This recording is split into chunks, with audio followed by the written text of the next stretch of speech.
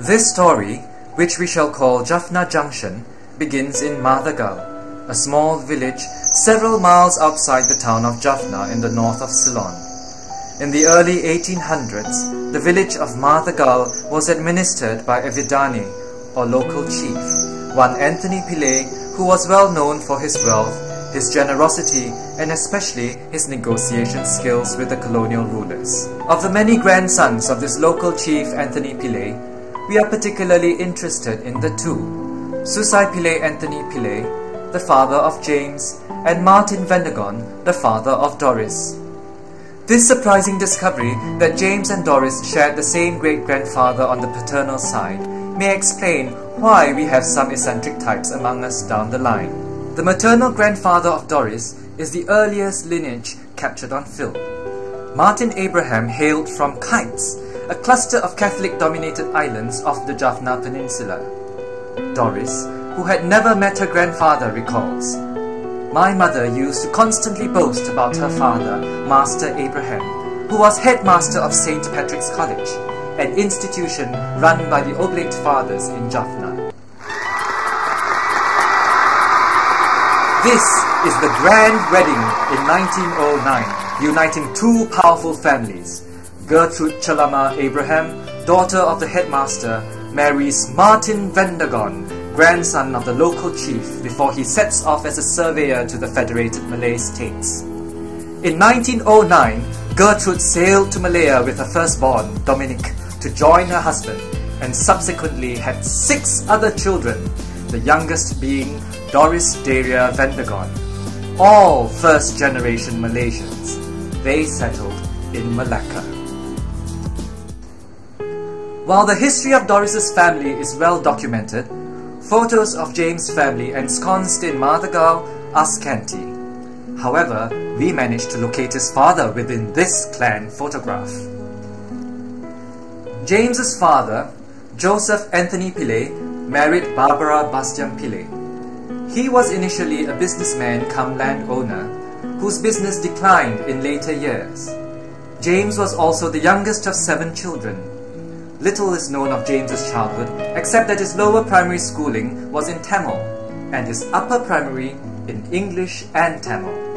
He followed his older brothers Sagayam and Rajendram to Malaysia at the age of 15, after which he achieved the rapid upward mobility of a migrant with a mission.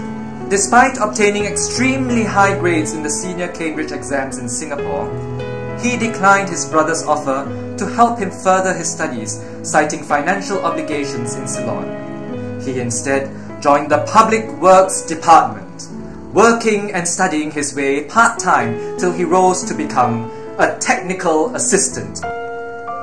Job and career at hand, Jaffna James is seen in a much more relaxed mood with a relative.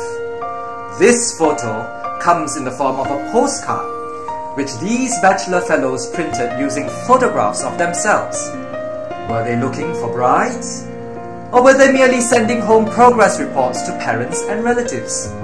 In either case, the same question applied. Is he too thin? Does he look healthy? Any defects? Fate and lineage shaped the future. James was posted by the PWD to Malacca. He had no place to stay, and so, as was common in those days, he chose to lodge for a few days with one of the clan.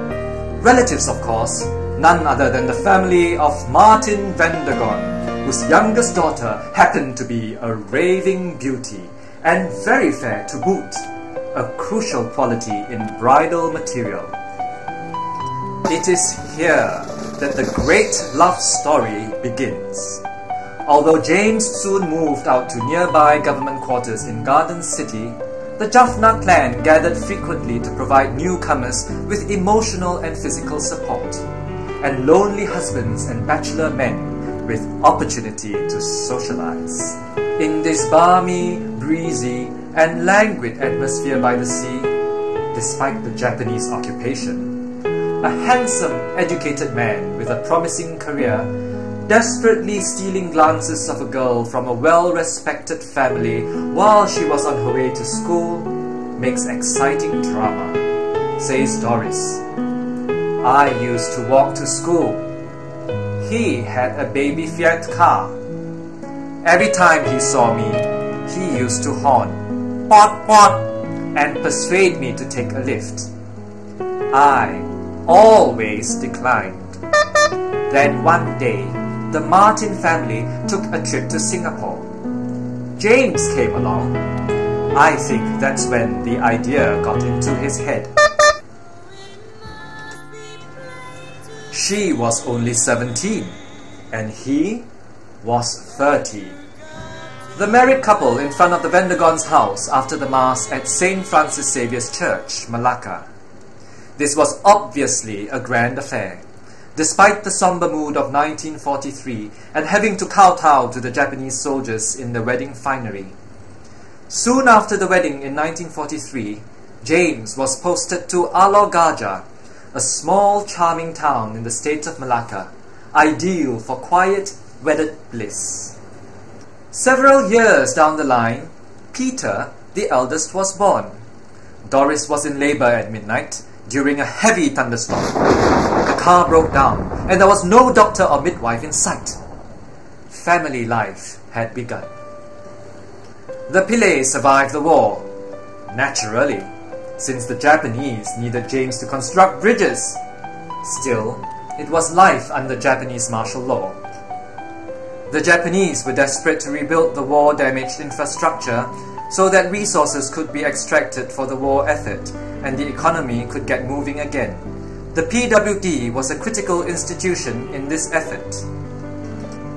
As the war years raged on, James and Doris, ever resourceful, adjusted and survived as best they could, invested in cows and planting basic necessities. By 1951, the family had settled in Bandar Hilir, Malacca, where he built a house and the rest of the kids were born and grew up for the next 25 years. James was busy with work, first under the British, then under an independent government. He is seen here opening the State Council Chamber, or State Parliament. By this time, it is clear that the migrant Jaffna James had achieved his goals and no longer considered himself a pendatang. He had landed property, a respectable family, house, citizenship, and status. He traveled the